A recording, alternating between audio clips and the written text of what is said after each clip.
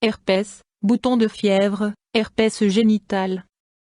Définition: les boutons de fièvre se présentent sous forme de petites vésicules douloureuses au niveau des lèvres, de la langue et des muqueuses génitales.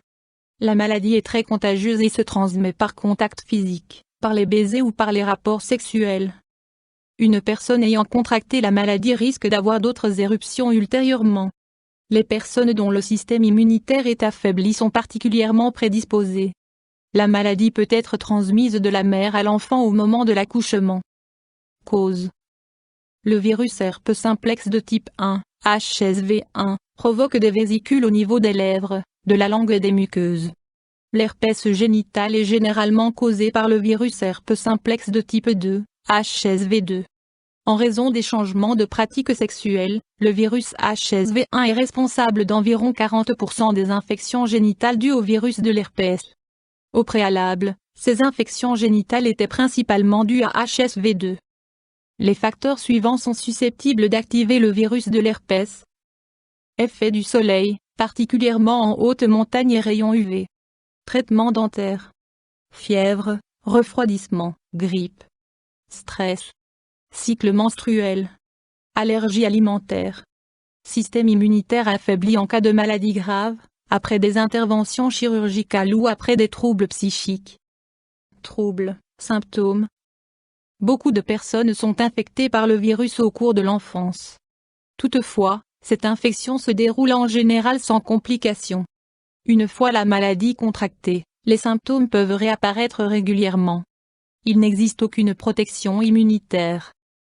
Parmi les signes avant-coureurs, on compte des démangeaisons, des sensations de brûlure et des tiraillements. Quelques heures plus tard, de petites vésicules remplies d'un liquide clair apparaissent. Celles-ci s'ouvrent ensuite et se transforment en croûte jaunâtre cicatrisant lentement. Ces vésicules peuvent apparaître dans la bouche, sur les lèvres, dans le vagin ou dans l'urètre. Plus tard, fièvre, gonflement des ganglions et état grippal peuvent s'y ajouter. Les symptômes s'estompent après une dizaine de jours. Examen, diagnostic. L'interrogatoire du patient et l'examen physique confirment le diagnostic. Antécédents médicaux et symptômes actuels. Prélèvement des lésions et identification microscopique du virus de l'herpès. Examen sanguin. Options thérapeutiques. Une guérison de la maladie est impossible et les symptômes peuvent réapparaître de nombreuses fois. Avec l'âge, le virus devient néanmoins moins actif et moins agressif. Il n'existe aucun traitement médicamenteux contre le virus. Il est uniquement possible de soulager les symptômes en administrant des médicaments contre la douleur, la fièvre et l'inflammation. Des crèmes antivirales, exemple acyclovir, peuvent légèrement raccourcir l'évolution. Des études récentes ont montré que le recours régulier à des préservatifs diminue de façon significative le risque d'infection par HSV2. Complications possibles. Infection des lésions par des bactéries. Lorsque l'infection se propage au niveau des yeux, elle risque de provoquer une inflammation de la cornée, avec baisse de l'acuité visuelle et risque de cécité.